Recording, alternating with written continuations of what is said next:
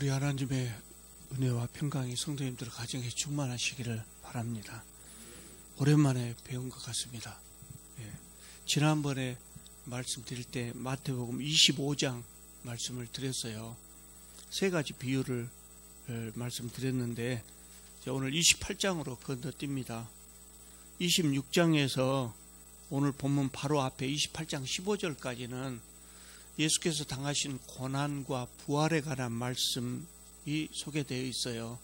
그런데 그 말씀들은 우리가 고난주간 또 부활절 이때 설교를 많이 했기 때문에 이 부분을 건너뛰고 이제 마지막 부분으로 마지막 당부의 말씀을 드리는 것입니다.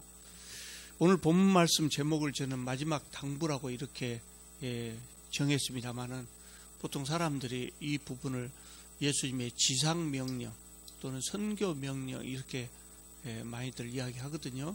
지상명령이란 말은 최고의 명령이란 말씀이죠. 예수께서 우리에게 주신 가장 중요하고 큰 명령이 바로 이 오늘 본문 말씀이라는 거예요. 그리고 그 내용이 선교하라는 내용이기 때문에 선교명령이라고 부르기도 합니다.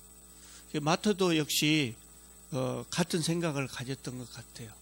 그래서 이 말씀을 예수께서 제자들에게 주셨던 말씀 중에 가장 중요한 말씀이라고 생각하고 이 말씀을 가장 마지막에 마태복음 마무리하면서 끝부분에 이 말씀을 배치하고 있는 것입니다. 그러니까 오늘 이 말씀은 마태복음 전체를 이해하고 해석하는 신학적인 틀을 제공하는 열쇠다. 마태복음의 키다고 볼 수도 있는 거죠.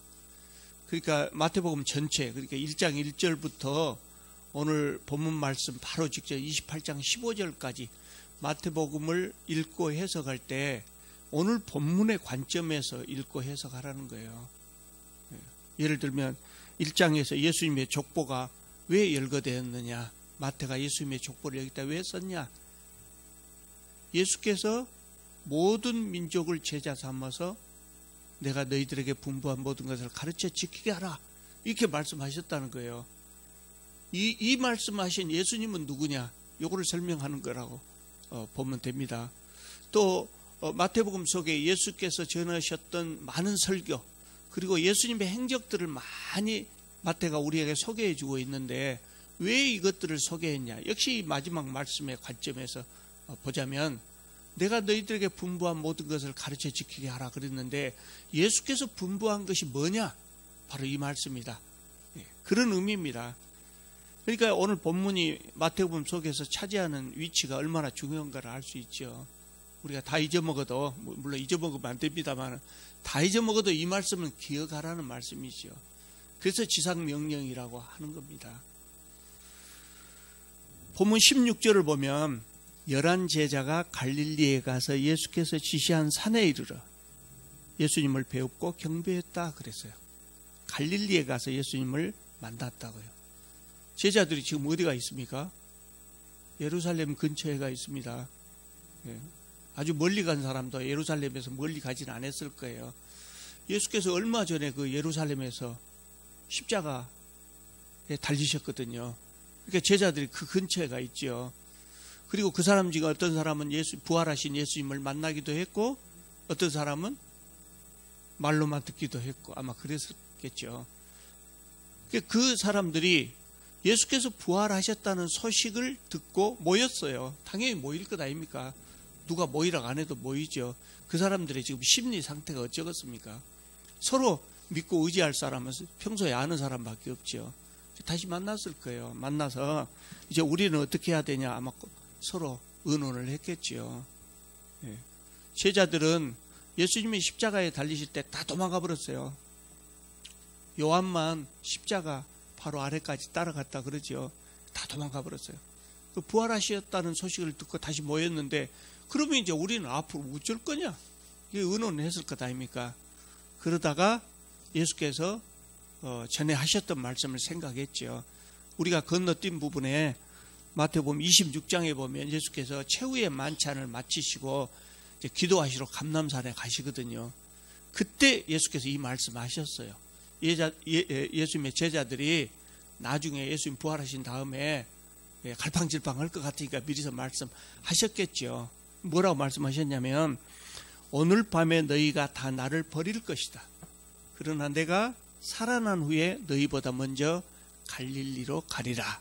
이렇게 말씀하셨어요. 이 말씀을 생각하고 제자들이 갈릴리로 간 거죠. 예수님 만나러 가자. 만나야 뭔 일을 해결할 것 아닙니까? 그래서 갈릴리로 온 거예요. 이 말씀을 생각하고. 그리고 예수님께 경배했다 그러거든요. 경배했다. 이 말씀은 그냥 엎드려서 절했다, 단순하게 엎드려서 절했다, 그것을 표현한 것이 아니고 이 행위가 신에 대한 예배 행위거든요. 우리는 뭐 큰 절을 자주 드립니다. 자주 드리는데 이스라엘 사람들은 그러지 않거든요.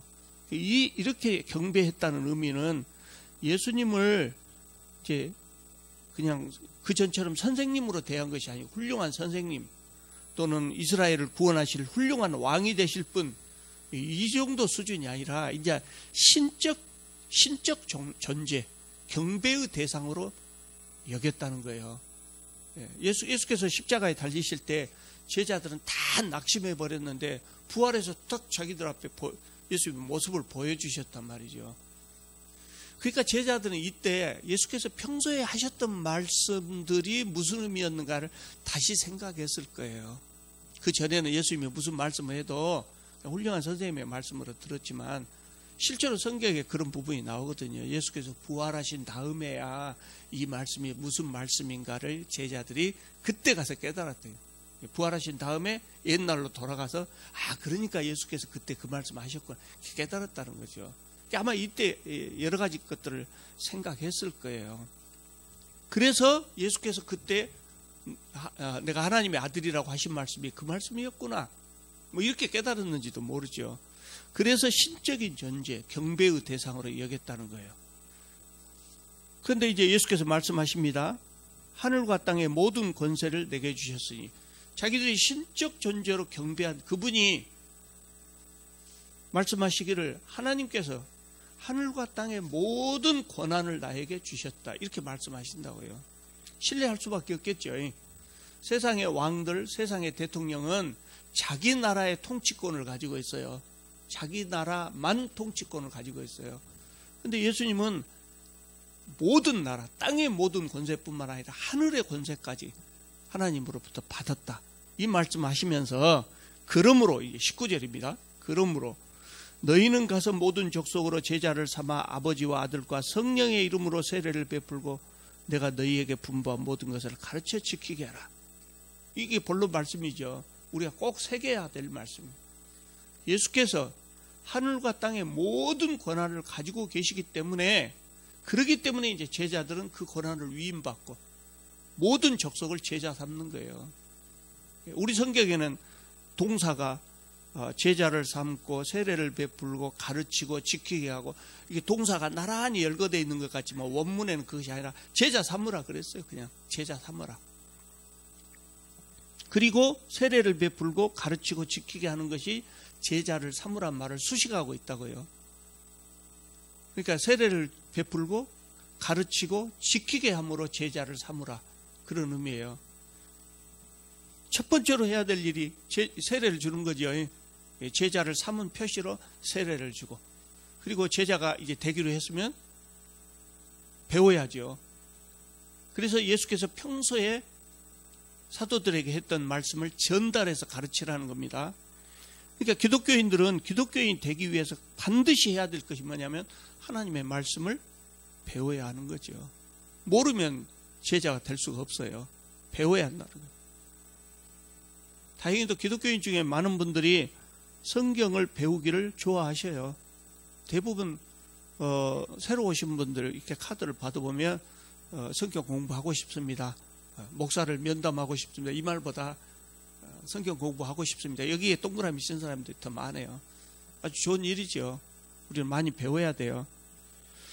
그런데 이제 성경 말씀을 배우는 이유, 읽는 이유, 성경 말씀을 왜 배우려고 하십니까? 이렇게 물어보면 많은 분들이 첫 번째 대답이 그런 것 같아요. 은혜롭다. 은혜롭다. 은혜롭다는 말씀은 아마 그런 말씀이겠죠. 성경을 읽으면서 하나님께서 우리에게 베풀어 주셨던, 예수께서 우리에게 베풀어 주셨던 그 은혜를 생각나게 하는 거죠. 감동이 되는 거죠. 좋은 말씀 아닙니까? 또 위로가 된다. 재미있다. 성경 말씀을 읽을수록 재미있다. 좋은 말씀이에요. 근데 중요한 것은 성경 말씀이 재미있다고 하는 것은 참 좋은 말씀인데 재미있기 때문에 성경을 읽는 것은 아니라는 거예요. 재미있기 때문에 성경을 읽는 것은 아니에요. 여러분들이 목사의 설교를 들을 때도 마찬가지예요. 제가 늘 강조하지만 제가 설교를 잘 못해서 그런 말씀을 드리는 거 아니에요. 예? 목사 설교에서 가장 중요한 것은 성경을 바르게 전하느냐 안 하느냐. 거기다가 재미있게 전하면 더 좋겠죠. 그러나 모든 목사가 다 언변이 뛰어난 것이 아니라 불행하게도 재미있게 전하지 못하는 목사도 있어요. 중요한 것은 그 사람이 전하는 그 설교 속에 예수님의 그 복음이 정확하게 전달되는가가 가장 중요하다고요. 그게 재미로 듣는 것은 아니란 말이죠. 재미있으려면 이거 볼 필요 없어요. 성경의 어떤 부분은 잠 안 올 때 읽으면 금방 잠이 와버리는 그런 부분도 있잖아요. 참 성경 말씀이 좋죠. 잠 안 올 때 읽으면 금방 잠이 와버리는 그런 부분도 있어요. 다 재밌는 건 아니라고요. 그렇게 재미로 읽으려면 재미있는 책 보면 돼요. 코미디 프로그램 TV 보면 얼마나 재밌어요. 재미로 읽으려면 그러면 된다. 읽지 말란 말씀이 아니라 재미로 읽는데 방점을 둬서는 안 된다는 말씀. 그러면 뭐 때문에 이걸 읽습니까? 뭐 때문에 우리가 배워야 합니까? 우리가 학교에 가서 공부를 하는 이유도 똑같은 이유예요. 학교에 가서 공부를 하는 것이나 이것을 공부하는 것이나 똑같은 이유예요. 요새 제가 지난주에 우리 임동교회 학생들한테 물어봤어요. 왜 학교 가서 우리가 공부를 합니까? 초등학교 6년, 중고등부 6년, 12년 동안 적어도 12년을 공부하고 어떤 사람은 더 하기 위해서 대학도 가고 그러는데 왜 12년 동안 공부를 합니까? 아무도 대답을 안 했지만 설교 시간이나 대답을 잘 안 하지요. 근데 대부분 마음속으로 그렇게 생각했을 거예요. 수능을 잘 보기 위해서. 수능을 잘 보는 것이 우리가 공부하는 목적이 아니거든요. 민주시민을 키우는 거예요. 대한민국 백성으로 살아가는 방법을 배우는 거죠. 그것이 뭐 교육이 잘못돼 갖고 수능 잘 보기 위해서 공부한 것처럼 되어버렸지만 세상의 공부라고 하는 것은 이 세상에서 살아가는 방법을 배우는 거죠. 그 성경 말씀은 왜 배우겠습니까? 역시 마찬가지예요. 세상을 살아가는 방법을 배우는 거예요. 성경 속에 세상을 살아가는 방법이 들어있다고요. 그럼 학교 공부하고 성경하고 다른 점은 뭘까요? 이거는 하나님의 백성으로서 세상을 어떻게 살아갈 것이냐를 우리에게 가르치고 있어요. 학교에서 배우는 것은 민주시민으로서 어떻게 살아갈 거냐지만 이거는 하나님 백성이 어떻게 세상을 살아갈까 이거를 가르쳐주고 있다고요. 그래서 공부를 하는 거예요. 우리 하나님 백성답게 살아가기 위해서. 그러니까 성경을 배우는 것은 실천하는 데 목적이 있다는 거죠. 그대로 살려고 배우는 거예요. 세상의 지식은 출세하는 데 도움이 되지만 성경 공부는 출세하는 데 아무 도움이 되지 않아요. 시험도 안 봐요. 심지어는 우리가 구원을 얻는데 성경의 지식이 필요한 것도 아니에요. 천국에 들어가면서 시험 봐서 들어가는 거 아니잖아요. 그러니까 이게 지식으로만 우리 속에 담아두고 있다면 별 의미가 없단 말이죠. 실천하기 위해서, 그대로 살기 위해서 배우는 거거든요. 그러니까 예수께서 아까 그 말씀에서 뭐라고 말씀하셨어요? 가르쳐라 이렇게 말씀하지 않았어요. 가르쳐서 지키게 하라요. 가르치라 지키라 둘 중에 어떤 말씀이 더 강조점이 있겠습니까? 당연히 지키게 하기 위해서 가르치는 거거든요. 기독교인이 된다는 것은 제가 늘 말씀드리지만 마음의 동의가 아니에요. 믿습니다. 그것으로 끝나는 것이 아니란 말이죠. 그거 누구나 할 수 있는 거예요. 별 부담 없이 그냥 믿습니다 할 수 있는 거예요. 기독교인이 된다는 것은 예수님처럼 살겠다는 거예요. 예수님처럼 살겠다는 거예요. 더 정확하게 말하자면 예수님처럼 살 수 있는 사람이 어디가 있겠어요. 그러니까 더 정확하게 말하자면 예수님처럼 살려고, 예수께서 가르쳐 주신 그 말씀대로 살려고 노력하는 거예요. 이전에는 학교에서 배운 대로 세상의 처세술로 이렇게 살았지만 이제 나는 노선을 바꾼다. 노선을 바꿔. 예수께서 가르쳐 주신 그 처세술로 살겠다. 이렇게 노선을 바꾸는 거예요. 그리고 그 길에 접어들었을 때 기독교인이라고 할 수 있어요. 이렇게 사는 것을, 이렇게 살려고 하는 것은 신앙이 좋은 사람만 이렇게 사는 것이 아니라 이렇게 살려고 하는 사람이 신앙이 기독교인이에요. 물론 신앙의 정도에 따라서 조금 더 순종하고 덜 순종하고 그럴 수는 있겠죠. 그런데 이렇게 살려고 생각도 안 한 사람은 마음으로 하나님의 존재를 아무리 믿는다 해도 그 사람은 진정한 예수 그리스도의 제자라고 말할 수가 없다는 겁니다. 기독교인이라면 누구든지 그렇게 살려고 노력을 해야 돼요. 그것을 위해서 예수께서 우리에게 이 말씀을 주신 거예요. 그리고 마지막 당부로 가르쳐서 지키게 하라. 그렇게 말씀하신 거예요. 그렇게 성경 말씀을 아무리 줄줄 외우고 있다고 할지라도 말씀 속에, 우리의 삶 속에 이 말씀을 실천하려고 하는 의지가 전혀 없다면 기독교인이라고 할 수 없는 것이죠. 그러면 이 말씀대로 살면 무슨 일이 일어납니까? 왜 이 말씀대로 살라고 합니까? 늘 우리는 전도 이런 말을 많이 듣죠. 그래서 예수 믿으시오 이 말을 많이 하라고, 많은 사람들을 교회에 데려오라고. 그게 강조를 잘못한 것 같아요. 그 말이 틀린 말은 아니지만 강조를 잘못한 것 같아요. 그러니까 전도를 할 때 다른 사람들을 모셔다가 예배당에 앉혀놓는 것으로 끝나는 것으로 생각하는 사람이 많다고요. 예수님의 마지막 당부는 이렇게 앉혀놔라, 그거 아니에요. 가르쳐 지키게 하라. 예수께서 제자들을 가르쳐서 지키게 해서 이런 하나님의 백성 만들었던 것처럼 너희들도 또 다른 사람을 하나님 백성으로 만들라는 거예요. 하나님 백성은 뭐라고 했죠? 하나님 말씀대로 살려고 노력하는 사람. 그래서 가르쳐 지키면 어떻게 됩니까? 세상이 달라지는 거예요. 세상이 변하는 거예요. 예수님이 하셨던 가장 중요한 일이 저는 하나님 나라 운동이었다고 생각하거든요. 세상을 변화시키려고, 개혁하려고 굉장히 노력하셨어요. 물론 무저항, 비폭력의 방법으로 하셨지만, 그리고 그것을 제자들에게 나는 이제 간다, 너희들이 이걸 해라, 이어서 너희들이 해야 된다, 그렇게 말씀하신 거예요. 제자들은 또 다른 사람들에게 이렇게 하라고 또 가르치고, 그래서 그게 우리에게까지 왔죠. 그러니까 우리는 하나님의 말씀을 공부하고 그대로 실천하려고 노력해야 돼요. 그러면 세상이 변화되는 겁니다. 기독교 신앙이라고 하는 것은 나 혼자 예수 믿고 복 받아서 잘 먹고 잘 살고, 이 땅에 사는 동안에도 복 받아서 잘 먹고 잘 살고, 죽어서도 천국에 가고, 그런 정도의 신앙이 아니라고요. 얼마나 이기적이에요. 다른 사람한테 아무 도움도 주지 못하는 그런 신앙이에요. 그 별로 가치 있는 신앙이 아니에요. 예수님은 이 명령을 우리에게 하셨다고요. 그러니까 우리가 이 명령대로 세상을 살아갈 때 세상이 변하고, 세상이 변하면 그 덕분에 안 믿는 사람도 좋은 세상에서 안 믿는 사람들도 같이 잘 살고 그런 거죠. 그래서 이거를 우리에게 마지막 당부로 말씀하신 거예요. 그러면 우리가 이제 어떻게 살아야 될 것인가가, 또 얼마나 배워야 될 것인가가 우리가 알 수가 있죠. 또 본문 말씀을 보면 아버지와 아들과 성령의 이름으로 세례를 베풀라 그랬어요. 아버지와 아들과 성령의 이름으로. 그래서 세례를 할 때마다, 목사가 세례할 때마다 성부와 성자와 성령의 이름으로 그러잖아요. 반드시 그 말이 들어가야 되거든요. 그러지 않으면 목사가 세례를 베푼 것처럼 되어버리니까. 비록 목사가 이 행위를 하지만 내가 하는 것이 아니라 성부와 성자와 성령의 이름으로 한다고요.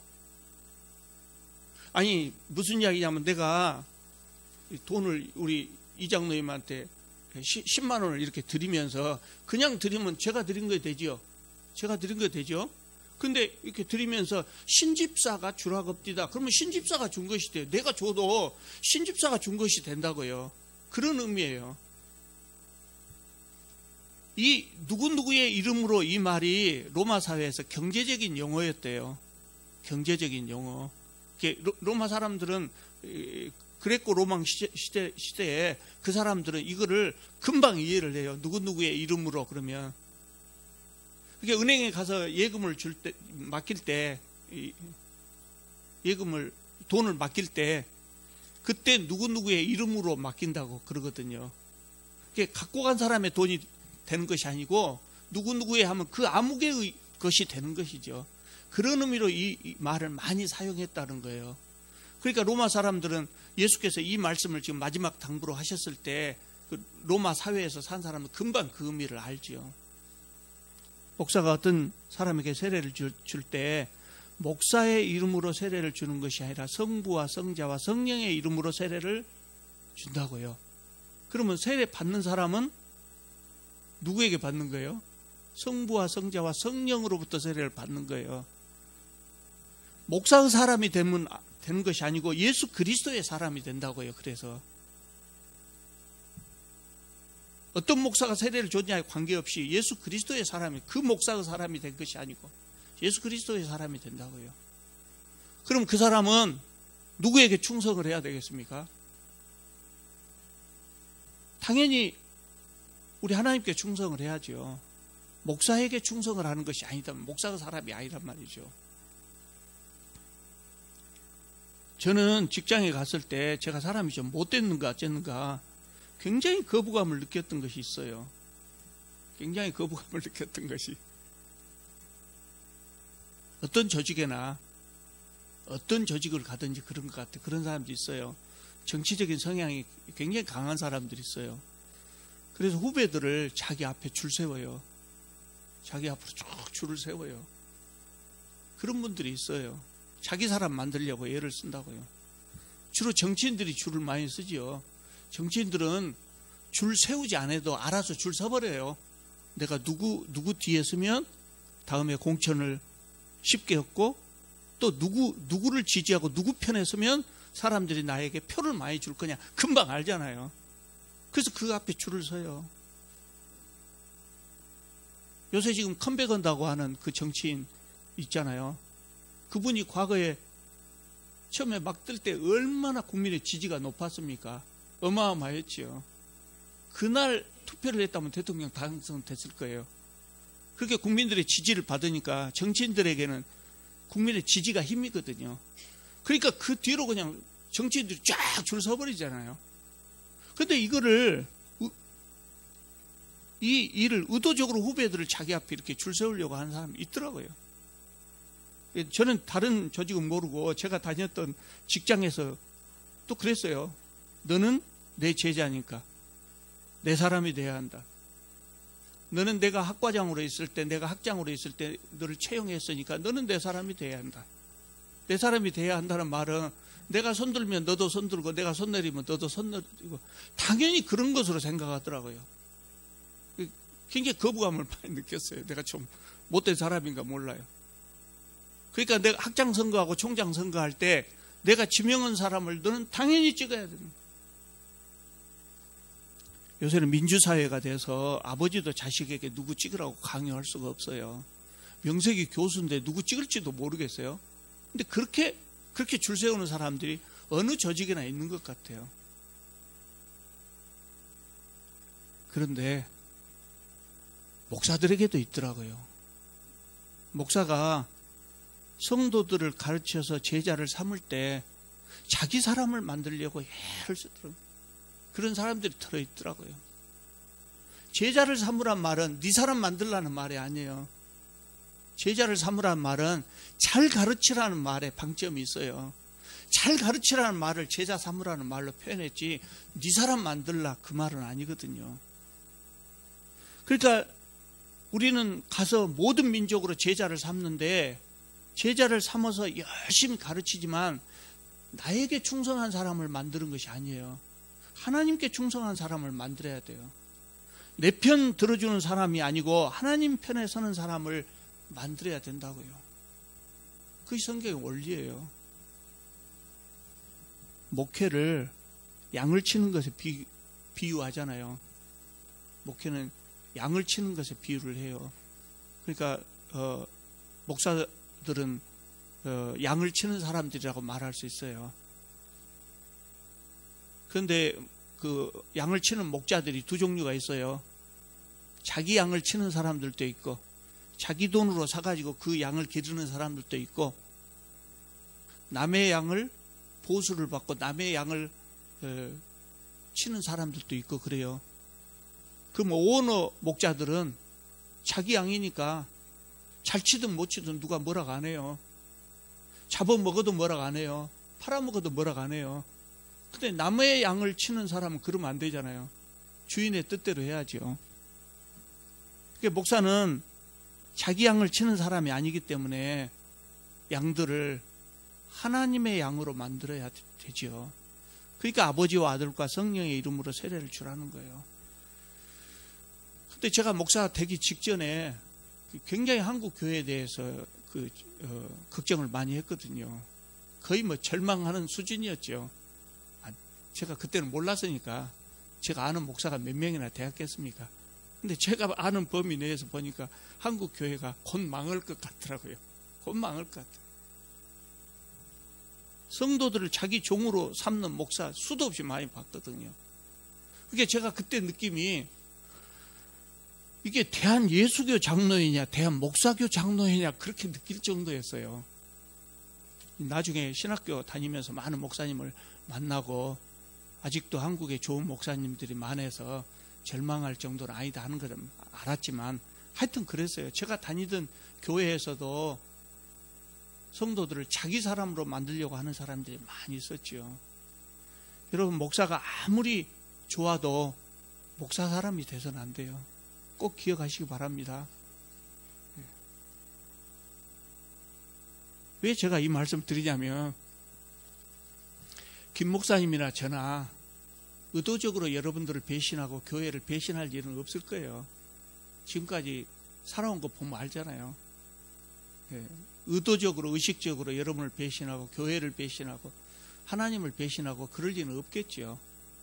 그러나 자비량 목사라고 하는 것은 세상 속에 발담고 살아요. 먹을 것을 자기가 스스로 만들어야 되니까 세상에 발담고 살잖아요. 그래서 실수할 수는 있어요. 실수할 수 있어요.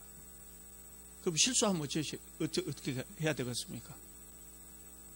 목사가 아무리 못된 짓을 해도 우리 목사님이 그럴 리가 없다고 그 목사만 감싸고 있는 사람들이 많아요.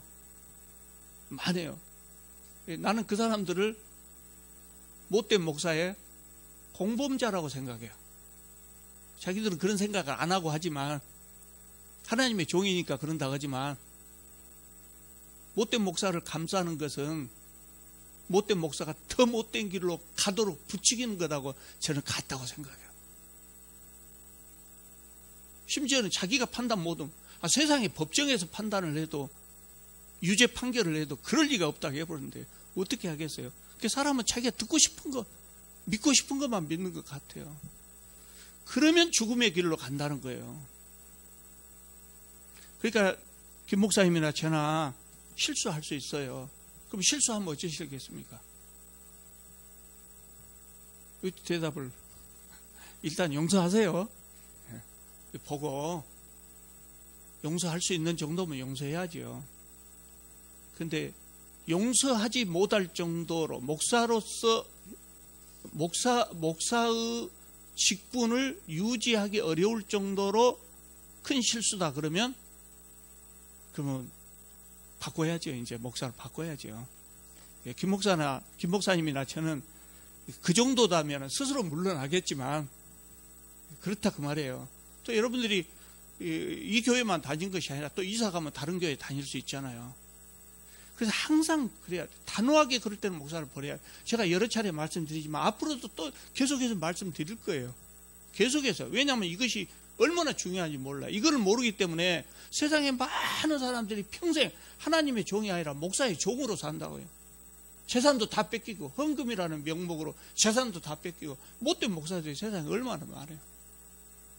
그러면 재산만 뺏기면 괜찮은데 영생의 길도 못 갈 수 있다니까요.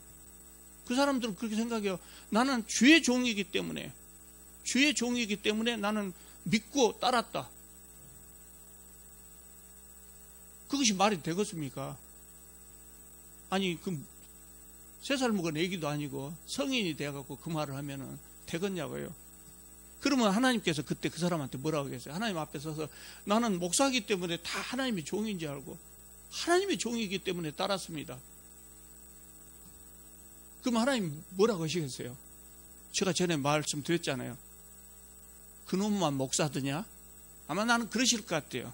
세상에 목사가 그놈밖에 없더냐? 나는 그럴 것 같아요. 그러니까 우리가 이거를 판단할 수 있는 눈을 가져야 돼요. 그러기 위해서 또 우리가 성경을 공부하는 거예요. 공부해야 판단할 수 있죠. 아무리 못된 짓을 해도 따라다니는 사람, 별소리를 다 해도 따라가는 사람 있잖아요. 요새 TV에 자주 나오는 목사, 별소리를 다 해도 졸졸졸 따라다니는 사람들도 있어요. 참 안타까운 일이죠.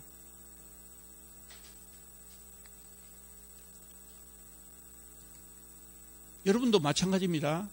목사만 그런 것이 아니라 여러분들도 마찬가지입니다.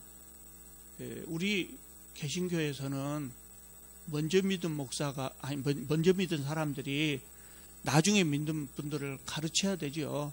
목사만 가르치는 것이 아니라 모든 성도들이 후배를 가르칠 준비가 돼 있어야 돼요. 그러니까 우리 주보에 목회자는 모든 성도가 목회자라고 써졌잖아요. 모든 성도들은 다 목회하는 사람들이에요. 그래서 다른 사람들을 가르쳐야 되는데 그때 여러분들이 너는 내가 가르쳤으니 내 사람이다 이렇게 생각하면 안 된다는 거예요. 하나님께 불충하는 거예요.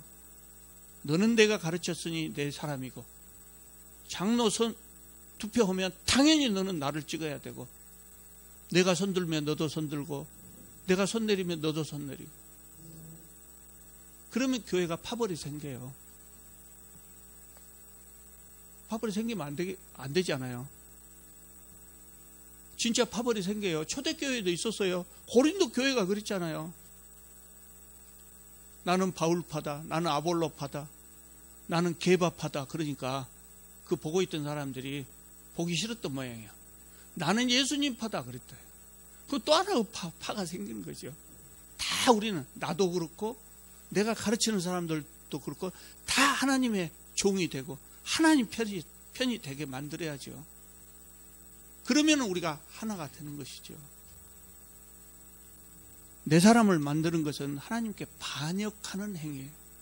정말 조심해야 돼요. 목사들뿐만 아니라 모든 성도들 다 마찬가지예요. 자, 마지막 부분을 보면은요, 예수께서 제자들에게 내가 너희와 항상 함께 있으리라 그랬어요.